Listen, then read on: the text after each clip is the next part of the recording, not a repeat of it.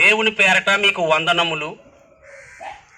ఈ సుక్కవారి తోట గ్రామ ప్రజలకు శుభాభివందనములు. మీ గ్రామం రావలసిన కారణం ఏంటంటే, ఈ గ్రామంలో ఉన్న ప్రజలందరికీ శుభవార్త అండి. యేసుక్రీస్తు ప్రభు అంటే ఎవరు అమ్మా? యేసుక్రీస్తు ప్రభు అంటే ఎవరంటే దేవుడండి. దేవుడు మహాశక్తివంతుడండి, సర్వాధికారి, సర్వసృష్టికర్త దేవుడు. ఆయన ఆకాశమును, భూమిని, గాలి, నీరు, అగ్ని పంచభూతములు కలగజేసిన వాడండి. ఆయన మనం చూడలేమండి. ఆయన ఒక రూపంలో కానీ ఒక ఆకారంలో కానీ లేడండి. నిరంతరయామి, ఈనాడు ఆత్మస్వరూపి ఉన్నాడండి ఈ భూమి మీద. అయితే మానవుడనేవాడు పాపము చేసి దేవుడు అనుగ్రహించు మహిమను పొందలేకపోవచ్చున్నారని పరిశుద్ధ గ్రంథమైన బైబిల్ చెప్తుందండి. అయితే మనిషి పాపం అంటే ఏంటండి? మనం అనుకుంటాం, పావును చంపితే పాపం, కుక్కను చంపితే పాపం, మనిషిని మరి కొడితే పాపం అనుకుంటామండి.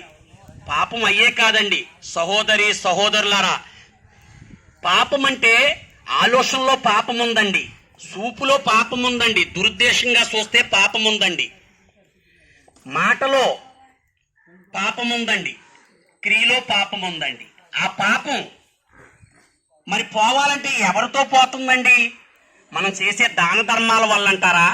అయితే నా దగ్గర డబ్బు ఉందండి, ధనం సంపాదించాను, మరి దానం అందరికీ ధనం పంచిపెట్టేయడం వల్ల, లేకపోతే భోజనాలు పెట్టడం వల్ల, మరి వస్త్రదానం చేయడం వల్ల, మరి లేకపోతే భూదానం చేయడం వల్ల పాపం పోద్దంటారా? అలా కాదండి. పాపం అంటే ఆ దేవుడే పోగొట్టాలండి. అయితే ఒక్కడనూ నీతిమంతుడు లేడండి ఈ భూమి మీద. అందరం పాపం చేసి ఉన్నామండి. మరి ఆ పాపం పోవాలంటే ఎవరి ద్వారా పోద్దండి? దాన ధర్మాలు చేయడం వల్ల పోద్దంటారా? లేదండి, చెయ్యాలి, తప్పదు. మన సాటివాడి ఇంటి పక్కనున్న ఒక సహోదరుడు ఉంటాడండి, ఆకలితో ఉంటే ఆడికి అన్నం పెట్టాలండి. ఎవరైనా వస్త్రహీనంగా ఉంటే వస్త్రం ఇవ్వాలండి. ఎవరైనా కష్టములు ఉంటే ఆదరించాలండి. అది మంచి క్రియనండి మానవత్వంగా. అయితే పాపం పోవాలంటే ఆ పరిశుద్ధమైన రక్తంతో పోవాలండి.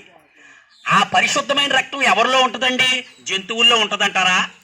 మన మనుషుల్లో ఉంటుందంటారా? ఉండదండి. మనం అంతా పాపం చేసామని చెప్పాను కదండి. అయితే ఆ పరిశుద్ధ రక్తం ఎవరిలో ఉందండి?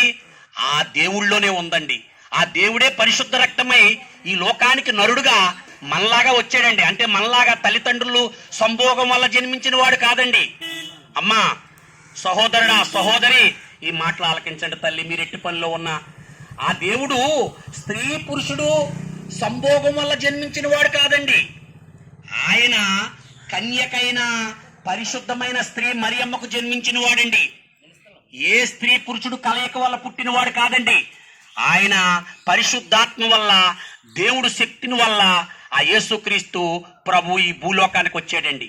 అంటే సర్వలోక మానవ పాపముల కొరకండి ఈ లోకానికి వచ్చాడండి యేసుక్రీస్తు ప్రభు. అమ్మా, ఆయన ఎందుకు వచ్చాడు? ఆయన ఏ కారణం చేత వచ్చాడండి? మనందరి పాపముల కొరకు. అయితే ఈ లోకంలోకి వచ్చిన తర్వాత 33.5 సంవత్సరములు జీవించాడండి. ఈ భూమధ్యలో ఇజ్రాయేలు దేశం అనేది ప్రపంచంలో మధ్యన ఉందండి. శిరస్సుకి పాదాలకి మధ్యన మనం నాభి ఎలా ఉంటుందో అలాగా మధ్య ప్రదేశంలో జన్మించండి.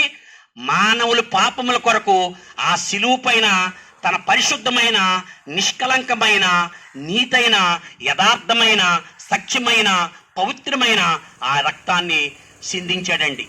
అమ్మా, ఆ పవిత్ర రక్తంలో ఎవరైతే కడగబడతారో, ఆయన్ని ఎవరైతే నోటితో యేసుక్రీస్తు ప్రభు అని ఒప్పుకుంటారో వారికి నిత్యలోకమండి. ఇక్కడ ఎంతకాలం అండి?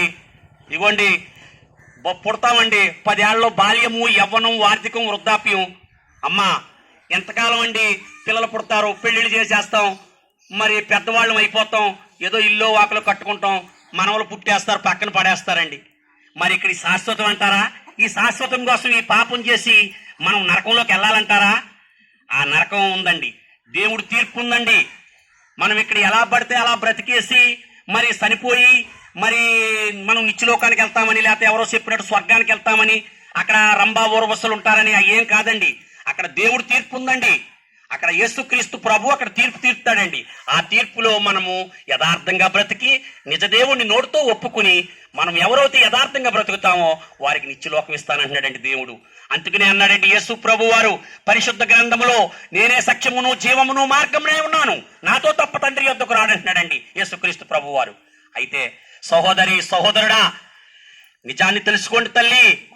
నిజాన్ని తెలుసుకుని ఆ సత్య మార్గంలో మీ అందరూ రావడానికి ఆ దేవుడు మీకు కృపను అనుగ్రహించాలని, ఆ నిజాన్ని తెలుసుకునే ధన్యత మీకు ఇవ్వాలని మేము ఈ రోజుని సువార్త పట్టుకుని ఏది ఆశించి కాదండి, మీరిచ్చే డబ్బుల కోసమో మీరిచ్చే భోజనాల కోసమో లేకపోతే మాకేదో ఎవరో ఇస్తారని కాదండి.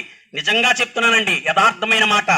ప్రజలందరూ నిజం తెలుసుకోవాలని మేము ఈ రకంగా మా కష్టార్జితం, మా దైవ సేవకుల కష్టార్జితంతో మేము ఇలా తిరుగుతున్నామండి. కాబట్టి నిజం తెలుసుకోండి.